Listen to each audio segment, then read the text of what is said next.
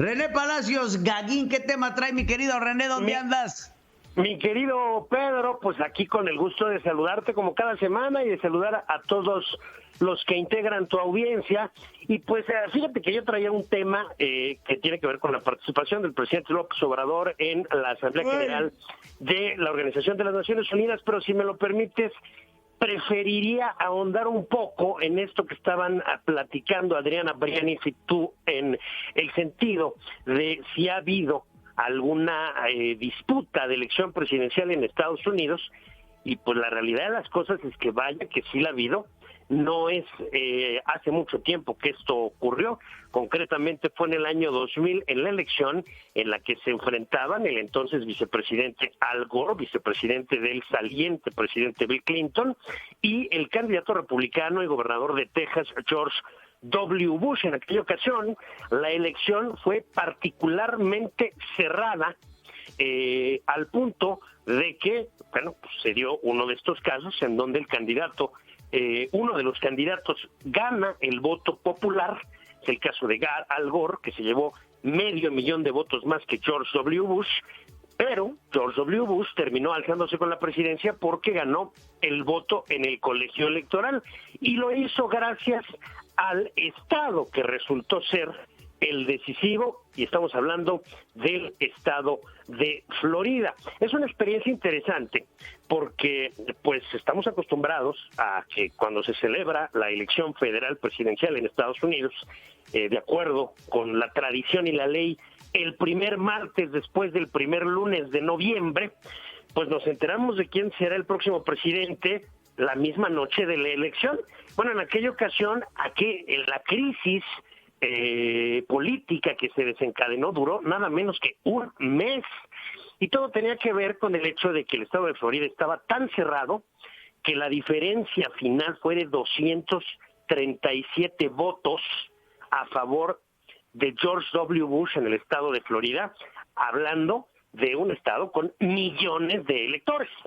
Entonces, en aquella ocasión, en la noche de la elección presidencial, el candidato demócrata, el vicepresidente Al Gore, viendo las tendencias que se iban haciendo públicas en los medios de comunicación, que es la forma en la que en Estados Unidos se siguen los comicios,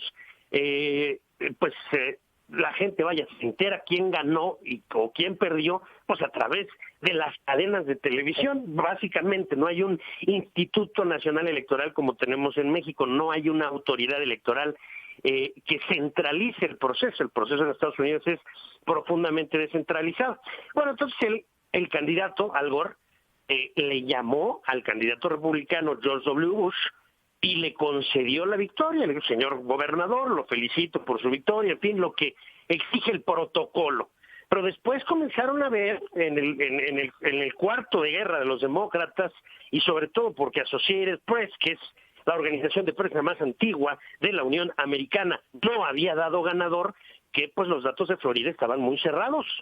Y entonces el candidato demócrata Al Gore le volvió a llamar al entonces gobernador de Texas, George W. Bush, para retirarle su concesión. Y empezó un jaloneo que duró un mes.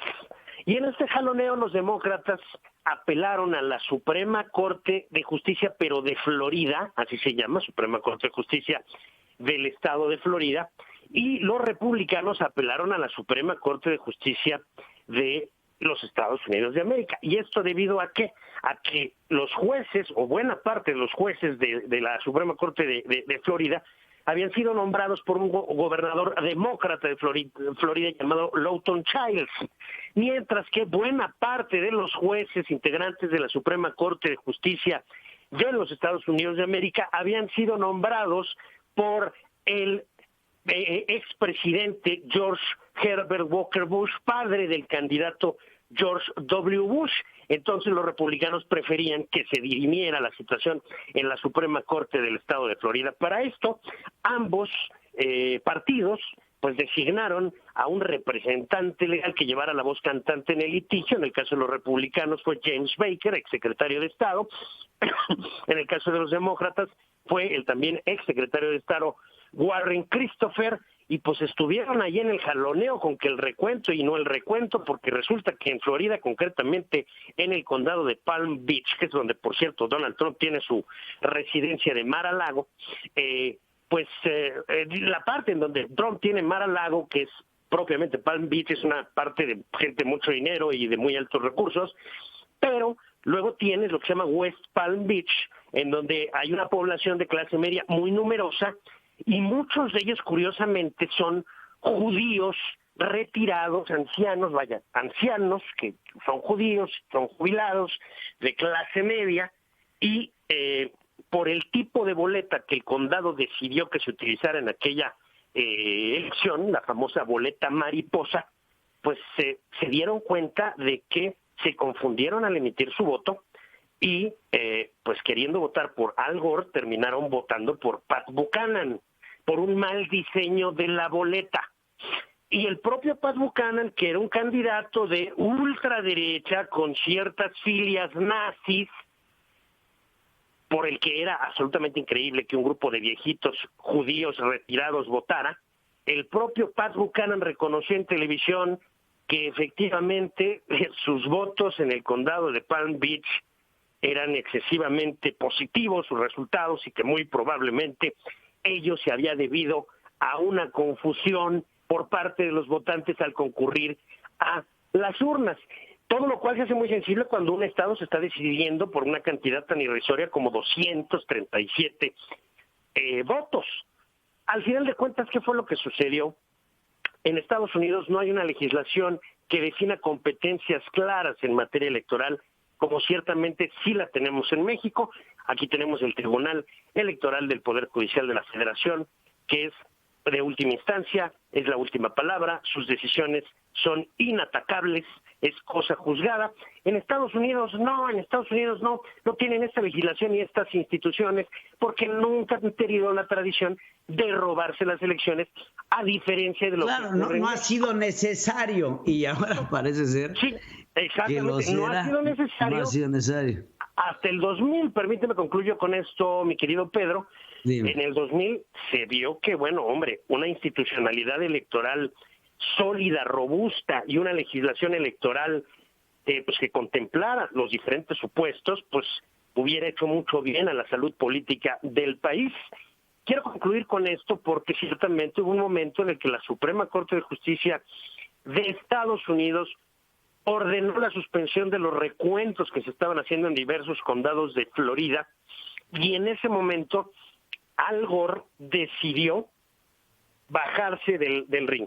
Es decir, Al Gore decidió no ser el personaje que rompiera 200 años de continuidad constitucional que ostenta la Unión Americana, porque si tú empiezas con George Washington, te vas, clarito, 4 años. Sí, hay una continuidad de un absoluta. Paso de poderes. Absoluto. Al Gore tuvo la altura de decidir no descarrilar la vida política del país, y entonces se retiró, y es de esa manera que George W. Bush se convierte ya en el presidente, el ganador de la elección. Claro, me acuerdo perfecto. Conocido. Perfecto, me acuerdo. Ahora yo te pregunto, ¿tú crees que en cuanto a calidad moral, estatura política, perfil de estadista, Al Gore se puede comparar con Donald Trump? No, en lo más mínimo, en ningún tipo de los ideales, en todo chocan, en todo están en desacuerdo, mi querido René Palacios Gaguín. Gracias por esta crónica, que aparte de todo nos hace recordar por qué Estados Unidos tiene el sistema que tiene. Te agradezco, René. Te mando como siempre. Mi abrazo, mi cariño.